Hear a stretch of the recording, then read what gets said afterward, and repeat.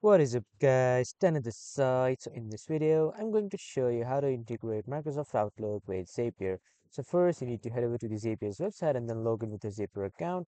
And then on the left side, you can see this create option. Click on this and then click on Zaps. After clicking on Zaps here, you will open the Zap editor. So from here, you need to click on this trigger and then you need to choose a trigger. In the trigger, you need to choose for Microsoft Outlook.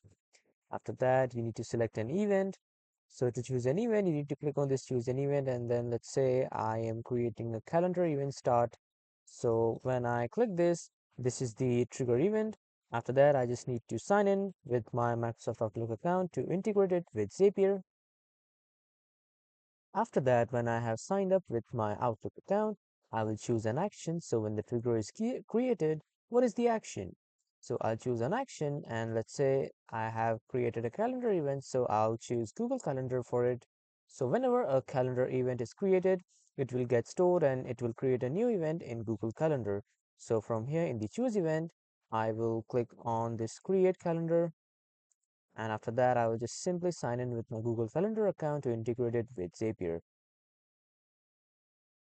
After that, when you have signed in with your Google account, you are done. Yes, guys, you are done. You have integrated Microsoft Outlook with Zapier. That's all for this video, everyone. Thank you for watching.